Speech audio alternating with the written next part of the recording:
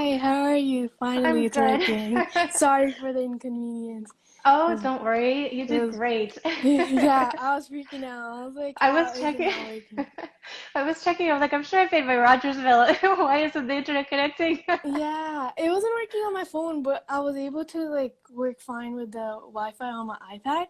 So Amazing. I was like, let's hopefully this works. Thinking outside the box. Good job. Yeah.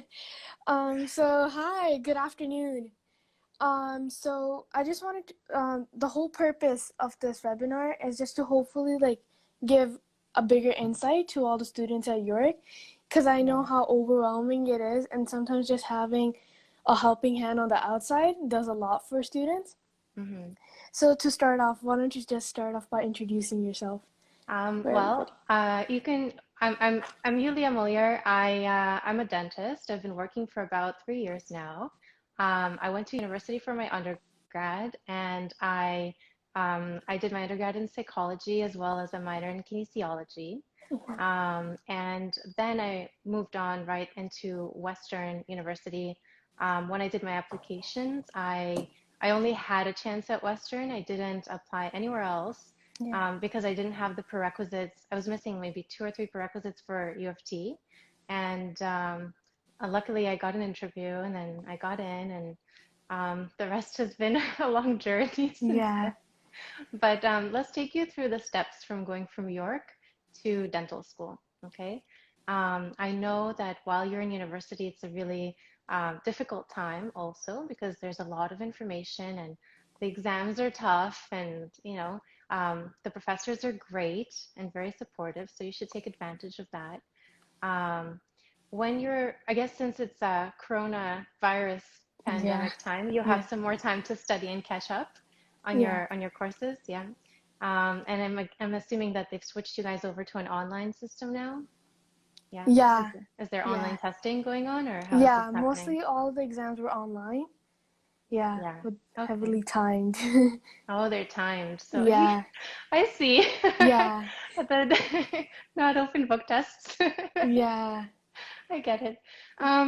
Okay, so what you want to do, where you have to consider where you're at right now and where you want to go. So if your ultimate goal is to get into dental school, you need to consider which dental school might be your best choice. Um, and what you want to kind of consider is every dental school has different requirements. So you want to go on every single website, and I hope you have like an online shared document where you share with all your pre-dental, your Q classmates, hmm where it would list, I hope, the name of the university, the requirements for them, the DAT requirements for them, and whether they require the carving section. Because I know Alberta requires the carving section, and I think Saskatchewan does as well. yeah, Um, but not all do. So I know Western doesn't require it, U of T doesn't require it. I'm not sure about the Montreal universities, but you should take a look into that. Once you have that spreadsheet laid out of what are the requirements and what the GPA requirements are, what are your DAT requirements, then from there you can kind of take a step back and evaluate what program are you in, what prerequisite courses you've taken, and mm, where your GPA is at. So first, your prerequisite courses, number one, your GPA, number two, and then you kind of want to see where your GPA stands and what you can do to improve it. Because I know things can happen in life. Life isn't flawless. We all have difficulties and challenges, and we don't get enough sleep one day, and yeah, we have the exam the next day. It yeah, happens. yeah, And you just kind of have to take a step back and evaluate what can you do to bring your grades up if you need to, and where they need to be in order for you to be a good candidate for the school. I know Western looks at, if nothing has changed, at the top 2 years of your program. So mm, that is where you can really hit the ball out of the park mm, if you're doing really well. And then suddenly something happens in your family, that somebody gets sick, God forbid somebody gets cancer, and these things happen and they have an impact on your life. And God forbid somebody dies from coronavirus in your family. yeah, And this is a really traumatic time for a yeah, lot of people, and my heart goes out to them. And these things happen, and you kind of have to take a step back and see where you're at and what can you do to meet those requirements, right? So once you've got your GPA figured out, set some goals of what your GPA needs to be at in order to to be competitive. You can't just meet the requirement. You need to be a competitive candidate. Um, then, as you're going through this process, plan out the 2 dates that there are available for the DAT. I think it's one is in February, one is in November. Yeah, one's in November and one's in February. Yeah. Yeah. So plan out those dates for the DAT. What I did when I was going through it originally, I wrote the DAT once just without studying completely, just to see where my knowledge was at and what's required. I know it's not everybody can do that, and I don't recommend doing it. I, Yeah. if you're going to just go in and see what the exam is about, you Yeah. can find out online, but that's what I Yeah. did. Yeah. And to me, it was kind of like hit or miss. Like, let's see if Yeah. I want to even try. I Yeah. did that, and then for the following session, I saw where I stood, and then I knew what the requirements were, what's entailed, and all of that. For me, what I really wanted to see was what does the room look like? Mm-hmm. What is the environment like? What issues would I have when I'm actually studying and preparing for this exam? Noise level, Mm-hmm. concentration level, distraction, how early it is in the morning. And those Yeah. things, of course, you can find out online as well, but I just jumped into it and wanted to see Mm-hmm. in the actual environment. Yeah. The next date, you can just set yourself up for that and then plan out what you have to study and what areas you need to improve. I think there is biology, Yeah. chemistry, there's carving if you choose, it's Yeah. optional if you choose to do it. I Yeah. did it every time. And because it just helps you get in the frame of mind. Yeah. But if you don't have the time to do the carving section and you don't plan to apply to any of those schools, then don't do it. It's a waste of time. Um, and the next thing you want to see is how high can you reach on the practice exams? Mm-hmm. And I have a vast amount of resources that I can share with you guys.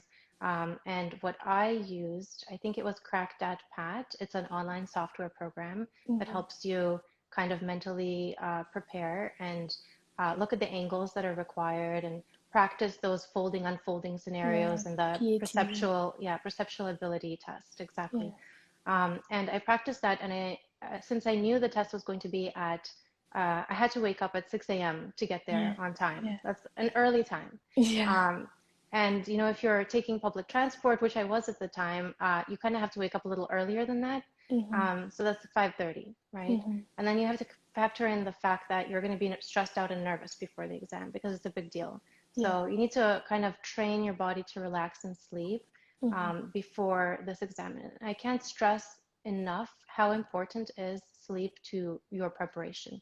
That's the difference between elite and average. Okay, if you don't get enough sleep, you're going to kerfuffle everything Mm-hmm. because you're not focused, your brain is muddled, and you're not thinking straight.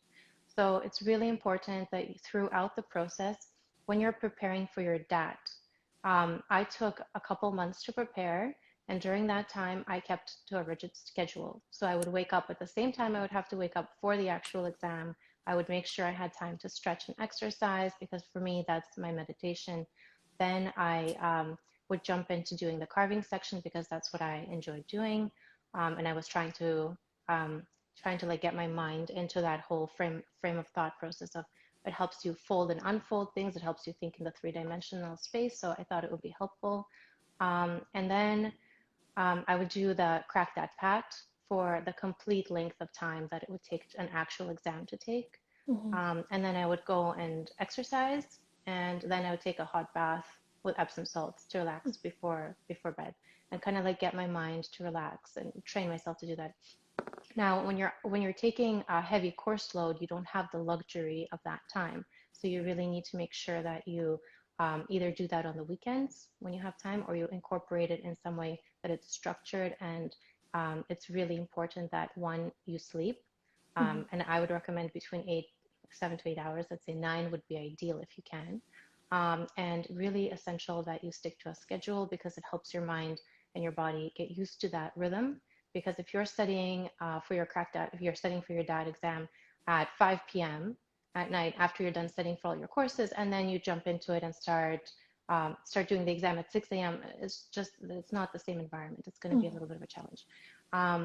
So once you do that, you'll get your results back about your performance. And Yeah. even if you didn't meet certain requirements like verbal reasoning or whatever, do it again. Keep practicing until you're satisfied, until you reach that competitive level. I think the highest numbers is it 18 Is it 18 I on believe it's way that? competitive. It's 21, I 21? think. For Yeah. Canadian, it's even higher, I believe. Yeah. Yeah. So Yeah. that's a very good point. Also, Canadian or US, I think if you're interested in the US one, you can also choose a date and time that you want to write it at. I'd recommend doing that when you have a break, like a March break or the Hmm. summer break. So you have the luxury of scheduling that whenever you want. Whereas in the Canadian DAT, Hmm. you don't have that luxury. There's only two Yeah. dates and you have to stick to them. Yeah. Um, so now that you know what your requirements are, like you want to reach 20 on your verbal reasoning score, your all of the scores for the DAT. Hmm. You just practice it on the crack that pat, Yeah. not bat. It's very mouthful. Right. So you want to make sure that you reach a competitive level on those scores, and you know what those scores are. So as you're practicing, you're not going to be writing that exam until you're prepared, right?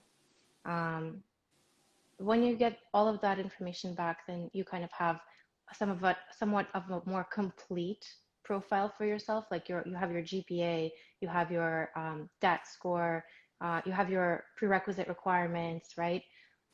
That's all set up.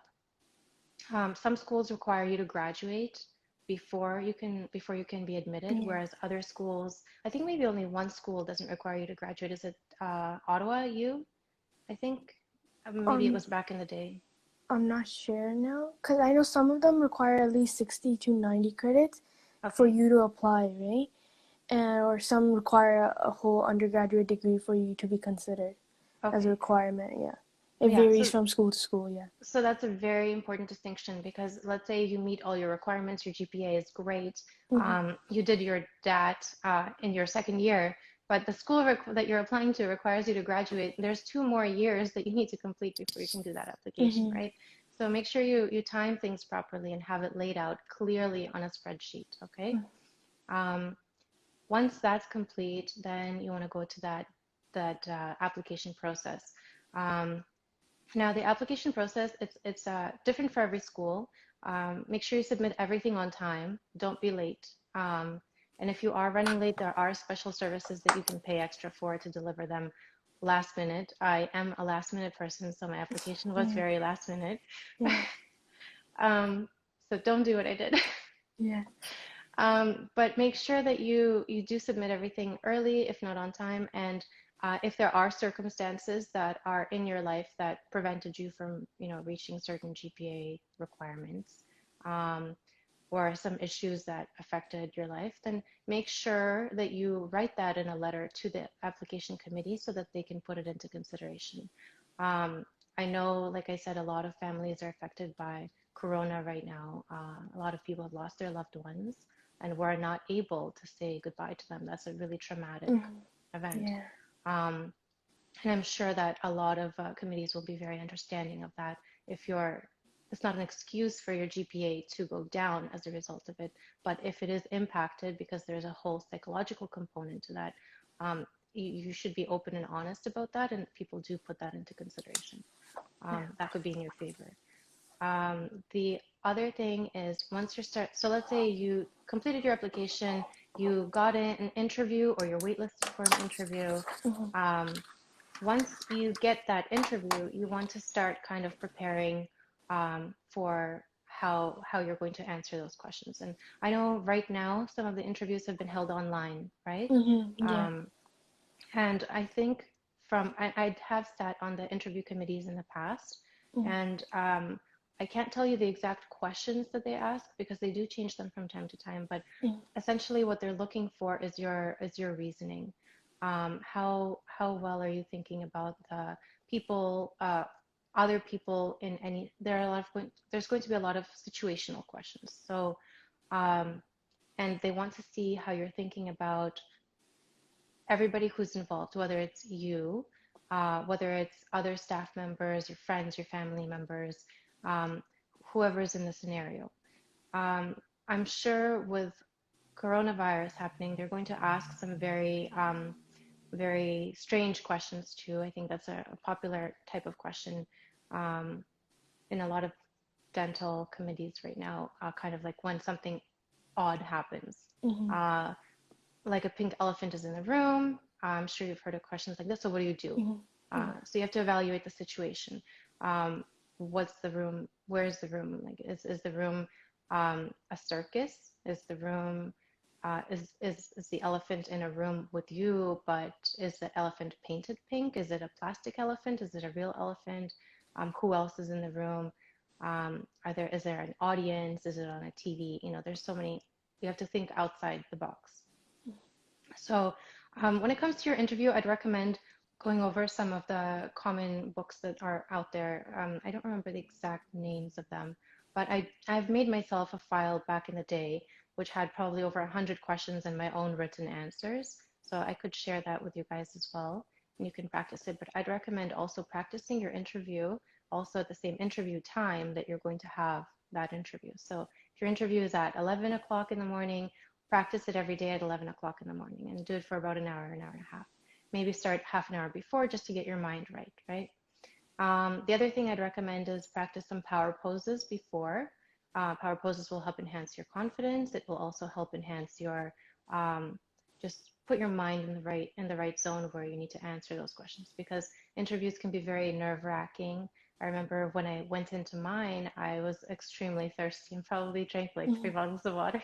Mhm. So drink lots of water. It helps alleviate some anxiety and stick to a routine. Routines are really important. Make sure you get lots of sleep um, and exercise before the actual interview date. And I don't know about you, but for me, exercise is instrumental in my ability to function on a day-to-day basis. So when it comes to stress, I don't know how people respond to fight or flight. I think mine must be fight because, or flight, because I need to get active, whichever one it is, I have to get active. And I think when it comes to your interviews, it's a high stress environment. You want to kind of project your true self. You don't want nerves to get in the way of that. And Mhm.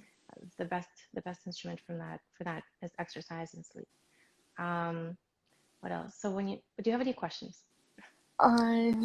You're like checking them off for Yeah. me. Yeah. Okay. All right. So in terms of interviews, I talked about practicing. I talked about, Mhm. preparing for them. And now when it comes to actual interview questions, there are a lot of them out there. I think there's two books that a lot of students refer to. I don't remember what they are, but I have them somewhere on my Google Drive I can share and my own file as well. So essentially just practicing situational questions. For instance, I'm sure possibly questions about coronavirus might pop up. How do you think it's going to impact dentistry? What's the future of dentistry? Where are we going to go from here? How are we going to do, what do you suggest we do with protective equipment like PPE? And those are all factors you absolutely must consider because Mhm. in this situation, you're considering the health and safety first of your patient, Mhm. second of your staff, and third of you and your family members, right? And it's been a big issue that I've discussed with both our CDSO, ODA, and CDA before they shut everything down, and I've been pushing for them to shut it down for about weeks before that, because back in December when we first found out about coronavirus on the news, it was highly unusual and uncommon practice for the Chinese government to publicize something like Mhm. this because it's culturally not accepted. Um, and it's just very uncommon. So when that came out, we should have closed back in Yeah. December. And I'm sure retrospectively, anyone can say that. Mhm. But I was constantly telling my staff members we need to get N95 masks, and that's something I brought in on my own. I paid for out of my own pocket and brought to my office back in um, probably January, I think. Yeah. Um, June. I don't know. I brought it probably, I think it was December, January. Yeah. But and they thought it was very odd that I was wearing an N95 mask. So that Mhm. had a lot of pushback from my Mhm. office. But also what I'm trying to say here is I don't want to push an agenda saying that, N95 is the way to go or Mhm. you should use this type or that type of protective equipment, but you have to be a leader in your practice and you have to take on proactive measures. And that is the situation that you as an interviewee will be put into. So at my office, my staff didn't really understand why I was wearing an N95 mask with a surgical mask over top. They thought it was going a little bit overboard. And it kind of looked odd to the patients too, I'm sure, because it's like, why do you think I have some sort of disease? Like, why are you wearing so much protective equipment? Um, but you have to be a leader and inform your staff to make sure that, if there's some sort of contagion going on around the world, and it might be in one place or another, but because we have so much travel, and I myself travel so much, and I interact with people who travel a lot on a regular basis, the risks are very high. So it's really in the interest of the patients. And as a dentist, you have to take on these leadership roles. And so I can see a lot of leadership questions coming out on interview questions for dental applications, right? Um, what else? So once you get into dental school, it's really what you make it. Your experience is going to be whatever it is that you want to get out of it. Um, I would recommend not going into dental school with the perception of, I want to go into this specialty or that specialty, because that might actually work against you. Mm-hmm. Um, you should come in with an open mind and just excitement to learn and try to do your best. Um, and just try to learn in a way that you'll remember, not memorize, because that would be, you need this information long term.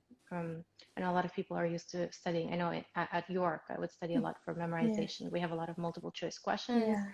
very easy to do. Um, I remember at Western, I think there was a good number of multiple choice as well, but also a lot of written questions. So you have to be able to learn to understand, and that should be your goal, right? Um, in terms of experience at dental school, I know you wanted to kind of know what my experience was like. I think my experience is really subjective because I'm a really type A personality. I push myself a lot. I was a little bit crazy. I would stay up until 2 o'clock in the morning and study, and then wake up at like 5:30 to work out, and Mm-hmm. then jump into studying right away. So I wouldn't recommend doing that because that really cut down on my sleep and made me a little bit crazy. So don't do that. Make sure you catch up a lot of sleep. And the reason I keep hammering down the sleep point is because it's really essential in integration of your memory from your short-term memory to long-term memory.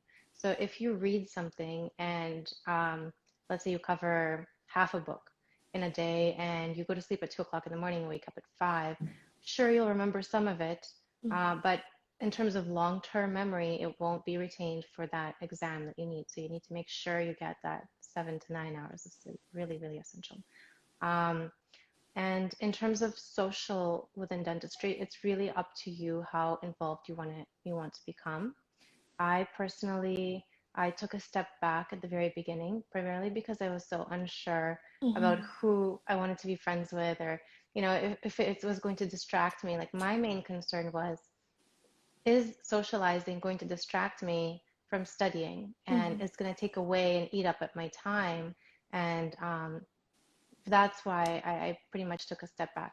But I don't necessarily recommend doing that. You can be as involved as you're comfortable in, because remember, as I said, your friends and your network are really important in your success too. And just because you're socializing and you're out there at, some bar or restaurant, doesn't mean that you won't be discussing, Mm-hmm. school-related subjects. Okay. And that could be really helpful in making you understand some material that you may have overlooked. So Mm-hmm. I'd really recommend that. Get involved in sports. Sports are great. Or support your local sports team, because I know we had a great hockey team at Yeah. Western. I did really well. Um, what else? Once you get out of dental school, well, before you do, you have to write an exam. It's a pretty straightforward exam. I think people stress out over it more than they should. And you have plenty of time to study for it. So I'm not too concerned about the Canadian boards. While you're doing your dental school, you want to consider, like I did, whether you want to do your American boards at the same time. And I think two reasons people usually want to do their American boards. One is they want to apply to an American postgraduate program, right? Or they want to move to the States, which was my case. I lived in Boston, and I still, well, I can't travel now, Yeah. but travel back and forth pretty often. And it really, it's each there's two boards there for American boards. There's the NERB and the CERB, and each of them cover different states. So you should look into which ones are covered, which ones are not. The CERB, I believe, covers. I believe the CERB does not cover California, New York, and a couple of other states, whereas the NERB covers those states. So you just really have to consider which state you want to work at. And depending on that, that's the type of board exam you Yeah. write. You can also combine them. So you can combine the NERB and the CERB, and they kind of overlap in certain areas. There's four parts, I believe. So you can get a type of license that would allow you to work in every state as well. So when you consider going to dental school and you want to, let's say, work in the States, at the same time, you kind of want to look into and see what your exams are going to be like, because you have part 1, 2, and 3 in order to even do the NERB or CERB. So even before you can do those exams, you have to do part 1, 2, and 3, and you have to kind of fit them into your fit them in between your dental school schedule, which can be a little bit taxing. When it was for myself, I was also heavily involved in lab work at the same time. So I was pushing myself too hard in dental school with just staying up late, but also I was doing a lot of lab work at the lab that I was at. And I worked there for 4 years. And I would come in at 7 a.m. before, or actually 6:30 a.m. before our classes started, I think around 8, 8:30. And then I would start doing some lab tests in the morning, rush through them, and then try to rush to class. And then at lunchtime, try to rush back and like see what the reading was on the spectrometer. It Yeah. was crazy. So that kind of ate up my social life. I had none. Um, and at the same time, every summer, I would not only do the research program, but also study for my American boards. So part 1, 2, and 3. So you kind of want to see where you can fit them in. I would recommend there are ideal times. I remember writing part 1 right after my second year. I believe it was first or second year exams, like final exams, and then part 2 right after my third year's exam, and then part 3 right after the boards. And then I did the CERB right after graduating as well. So I mean, like there's a good number of exams. They do eat up a lot of your time, and you kind of have to consider what are your priorities. Like, do you really want to socialize, or do you want to get this stuff done before you forget all about it? So that's kind of how I structured it. People may agree or disagree whether that would be the ideal way of doing things, and that's just how I did it. Does part So 1, 2, 3, like, does it correspond to what you study, like, first year, second year, and stuff? yeah, it does, but it has a different set of material, so you do have to study for it separately. Yeah. It overlaps in some parts, but not all. Yeah. I'm losing my voice from It's talking so okay, much. it's okay. Right, so excuse me. Yeah, it's okay. What else was there? So you get out of dental school, you want to find a job, right? Yeah. Right now, that might be a little challenging since all the Yeah. offices are closed. Yeah. So hopefully we'll figure out that whole PPE thing, and Yeah. coronavirus will subside and Yeah. things will get back to normal hopefully by the summer. Yeah. And when you're looking for your job, I guess I don't know. It's up to you.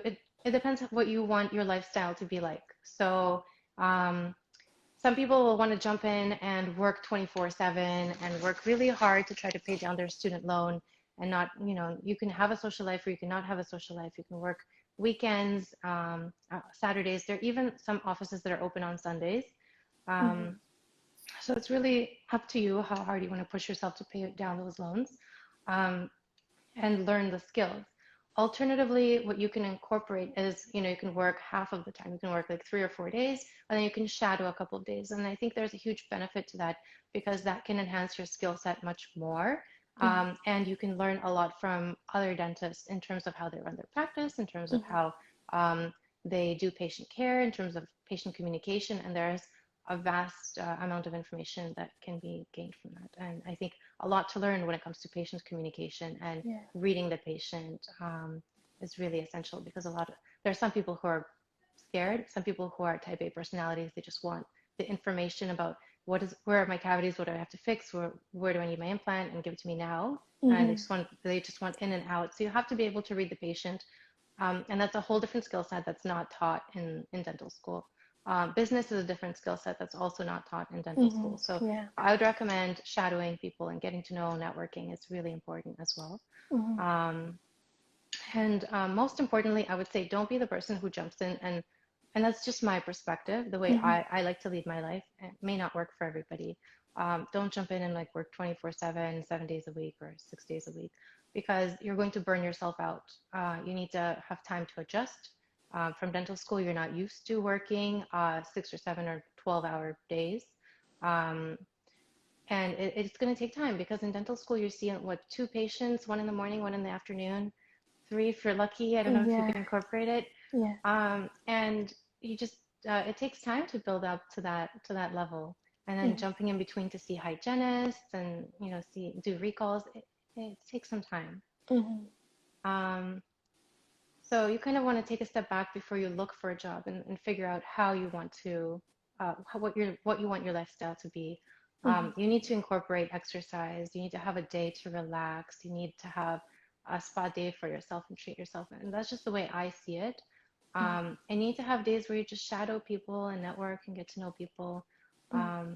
at the How same much would time. you emphasize? Like, I know for now, like, job shadowing, like even shadowing for dental, like they have like specific hours for universities to apply, right? Like 120 hours per se. How much would you emphasize like volunteering and job shadowing before you apply during undergrad? Um, you mean I didn't shadow anybody who I Mm-hmm. applied to and I worked with. I mean, Mm-hmm. before working with them. Once I worked with them, Yeah. and um, so let me take a step back Yeah. before I answer that question. When you're applying for jobs, you kind of want to do a little bit of research and see what the clinic is like, Mm-hmm. how many staff members they have, what is their culture, and Mm-hmm. who the people are. Do you mesh with the clinicians, and are you able to connect with them before you apply? Because if you apply and the culture of the companies or the whoever you're working with is different from yours, and I don't mean culture as in like I'm Russian, you're not Russian or something, or Mm-hmm. I'm Ukrainian. I don't Yeah. mean that at all. Yeah. I mean Yeah. just the company Yeah. culture, like, Yeah. as in like, how do they interact? Are they Workplace. social? Yeah, exactly. Workplace environment. And if you're comfortable there and you're enjoying yourself there, then definitely apply. But do your research first because you don't want to apply and then find out that you're not happy, right? Mm-hmm. Um, that said, it's great to volunteer beforehand and kind of see and learn the environment and kind of hello, yeah, and kind of figure out Yeah. whether that Sorry, it environment paused. is Yeah. that's the yeah I saw. Yeah. Um, it's good to volunteer, absolutely. I didn't. I did some research. I kind of cut the time short on that because I don't know. Volunteering is great, Mm-hmm. um, but by the time I graduated, I needed to kind of jump in and see what the different clinics are like, how people are running them, and see who I wanted to work with. And I found that the interview itself was sufficient and sufficient for me to glean that information. Okay. Mm-hmm. Um, in order to obtain a job, I don't think you need to volunteer to obtain a job. You're Mm-hmm. a qualified dentist. Um, yes, you might be fresh out of school, but that should not be deterrent. Like whether you volunteer or not should not be a deterrent as to why you're Mm-hmm. hired or not. You know what I mean? Yeah. Um, I hope that answers your question. Yeah. Um, uh, what would you recommend in terms of the admission process, like personal statement, like for the tips for the students? Okay. Personal statement. I recommend be honest, um, be clear. Um, don't have any spelling mistakes. Yeah. um, and touch on, try to be, try to just be yourself because you want to touch on things that are your priorities to you. Why do you want to get into dentistry? Mm-hmm. What's your motivating factor? Tell a story, let them relate to you. Tell them a story about why you got in, or why you want to get into dentistry and like what motivates you. Mm-hmm. I mean, my first experience at the dental office was I was brought there by my grandmother. I had Mm-hmm. to get a palatal expander. Mm-hmm. It's like a little kind of Yeah. um, it looks like a clear denture with like a little wire, and it Yeah. has a little turnkey in there, and it kind of pushes your teeth out, right? So for that first appointment, they had to take an impression. It's that gooey stuff that Yeah. they put, yeah. And I Hmm. vomited all over the dentist. So Yeah. that was my first experience. Yeah. And I guess because I had to undergo some dental work when I was a kid, that's why I was, I guess, interested in dentistry and Hmm. for a long time afterwards. Hmm. But when it comes to your personal statement, definitely be honest. Tell them a story about yourself, what motivates you to pursue dentistry as a career, and yeah, I think those are the ways that you'll be able Yeah. to get in. I know Yeah. someone before asked, so like we talked about mimicking the entire routine of the test situation and applying it to your whole preparation of the DAT. What material do you think you found more helpful besides crack the DAT, the Crack, pat, crack crack that pat? pat. Yeah, Yeah. crack that pat. Crack That Pat was a great program. I also used exam crackers. Mhm. Yeah. And what else? I mainly relied on those two resources. Mhm. Yeah. And I had a really strong background in biology and chemistry. Mhm. So I didn't feel that I need to study too much when it came to that.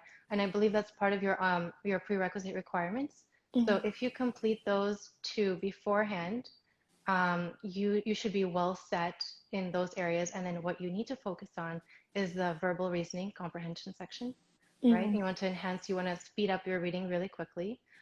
There are great resources in trying to improve the speed of your reading.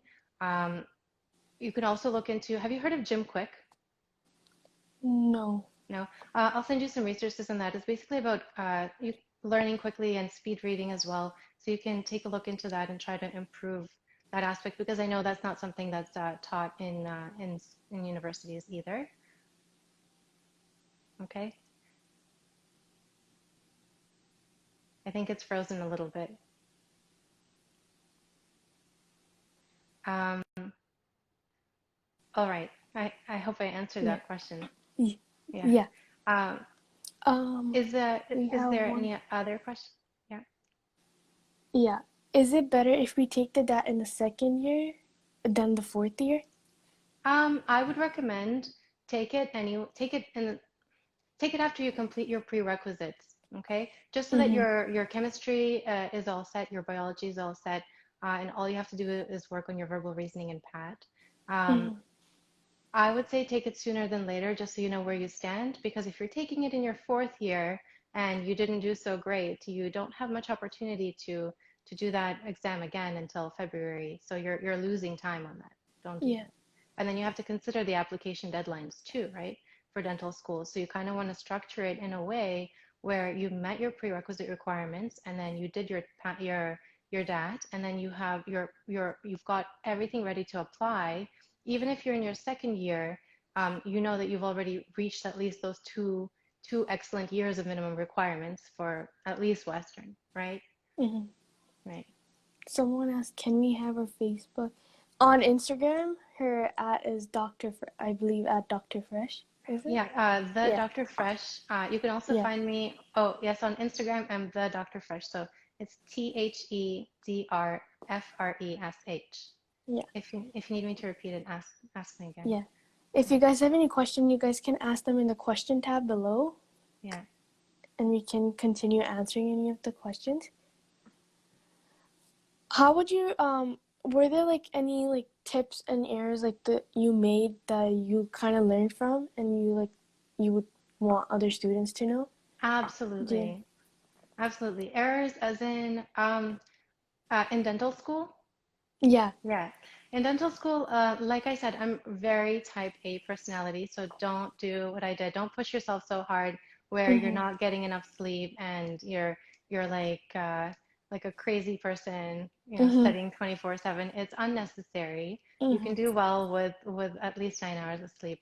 I definitely, okay, so one mistake I made was in my first year, it was a lot of Mhm. information and I was really overwhelmed because I was pushing myself so hard. So I Mhm. actually thought that by cutting back on my workouts, and my workouts usually take about 2 to 3 hours a day, including shower and everything else.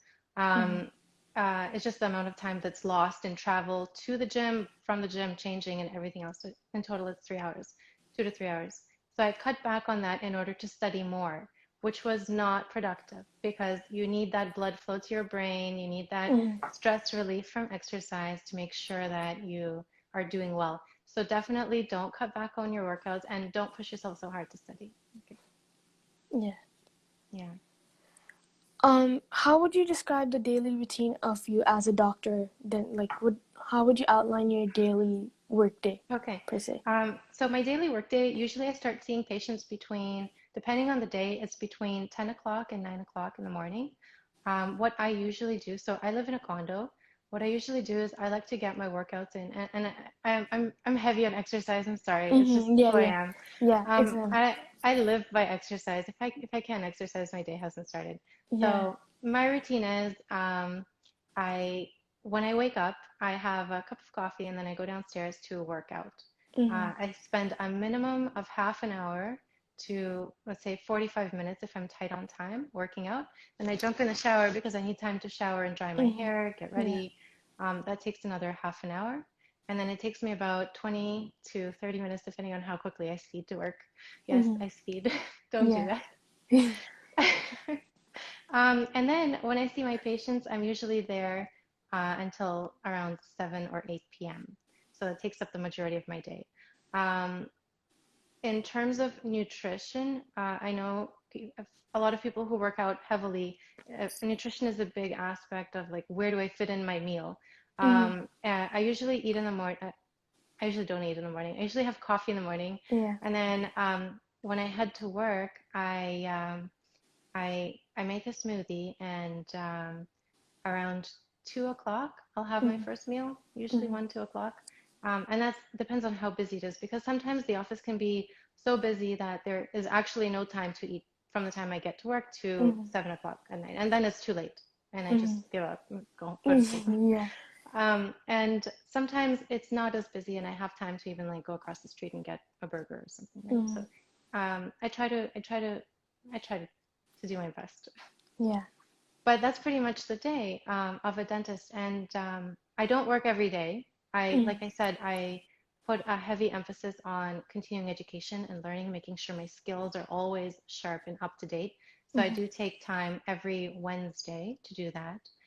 So I don't work on Wednesdays, and I do take every other Friday and Saturday off. And those are the days where I usually incorporate a spa day, and or I incorporate like a longer workout routine, and at the same time, after I finish that, then I go back and do some continuing education courses, catch up Mm-hmm. on some Invisalign cases, improve my implant skills because all-on-fours are becoming very popular with our aging population. Um, I think around 60% of the population that's over 65 is missing one or more teeth. So implants are very popular these days. Yeah. Um, I hope that answers your question. Yeah, yeah. Yeah. So like I know you already kind of talked about it that the business side was something you weren't really aware of. Like I knew like when I was Nobody, volunteering, yeah. yeah, and they heavily emphasized that dentistry is not only about the whole field, but it's very heavily dependent on business. So Yeah. like how'd you adjust to it once you like started working and everything? So in dentistry, I guess first what you need to start learning is the insurance. And I can speak to both the US and Canadian side. US is a little bit different. They have different kinds of insurances, and people can opt in or opt out of their insurances. Whereas in Canada, I mean, you can go to any dentist you want, Mm-hmm. anywhere, whatever your insurance is, it's all accepted. Yeah, Mm-hmm. right? There's no limitation of where you are, and you know whether you Yeah, can go to yeah, one dentist or another, whereas that's an issue in the United States, right? yeah. Um, so learn the insurances, learn the billing first, and then once you learn how the billing works and how claims are processed and how insurance works, then you can move on to learning the business side of dentistry, which Mm-hmm. is reading P&L sheets and looking at P&L is like the profit and loss statements, and Oh, um, looking at the business side of like EBITDA of a business, and, and it takes some time to learn that because when you first graduate, you're still working on your skills, right? You're still working on improving the quality, accuracy, and consistency of your skills. So it takes some time to build up that business side. Mm-hmm. Yeah. Someone asked, what was the lowest GPA and DAT score you saw someone accepted with in dental school? Well, although I sat on the interview committee for dental interviewees, I haven't looked at, I didn't have any access to their GPA scores. Mm-hmm. So I haven't been on that committee Yeah, to speak to that. yeah. Um, How would you, because I know you said you already planned that you wanted to go to the US and work there. Um, why did you choose the Canadian dental school versus like US dental schools then at that well, situation? well, I lived in Canada at the time, Mm-hmm. and I still live in Canada.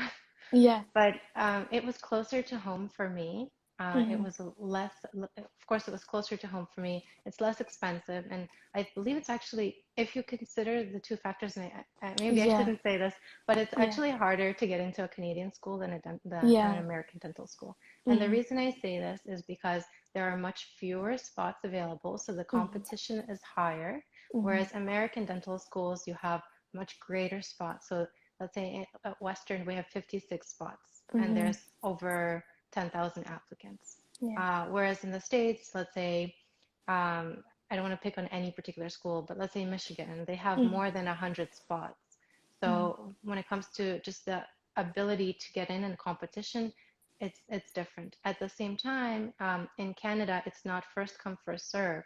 So if you apply earlier to a dental school, you will be on an equal ground assessed with all the other applicants. Whereas in the United States, if I apply earlier, I will be considered first and I will have a higher chance of getting in, even if my GPA is lower than somebody who's more competitive than me, Mm-hmm. which is why I say it's harder to get into a Canadian Yeah. dental school. Yeah. And also speaking to the cost, Canadian Mm-hmm. dental schools Yeah. cost a lot less than Yeah. Americans because Yeah. first we're paying in Canadian dollars, Mm-hmm. and second is just the annual fees are lower, right? And I Mm-hmm. would be able to live at home as opposed to living abroad, so I could Mm-hmm. keep my costs down. Yeah. Yeah. Could you repeat it? Instagram. It's at It's the THE. Yeah. the DR Doctor. FRESH. So the Doctor Fresh. Just the doctor is only Yeah. FRESH. Hopefully Oh they yeah. got that. If you need more help, Yeah. You can it's always on. watch this live stream again. It's for Yeah, 24 it's hours. also on Yeah. Predental Yeah. YU. It's posted on one of On their our, yeah, post Instagram posts. for the last Yeah, post. You yeah, can check that out too. great. Thank you so much. Okay. Yeah. Yeah, thank you so much. Cause like you answered all my questions. I had like a whole I'm so paper happy. like of all the like outlines I could possibly ask, and you were able to hit every one of them like without Amazing. me really asking much. Yeah, And thank you so much for like donating your time to us and helping us no understand problem. the whole field of dentistry and inspire all these other viewers with me as well. Oh, thank Thank you. you so Thank you much. for having me. I'll Thank come you. up with some resources for you guys so you can Hmm. share Yeah, amongst your colleagues, we will. okay? Yeah, yeah. Yeah, Thank you so much. okay. Take care. Bye. Thanks. Bye.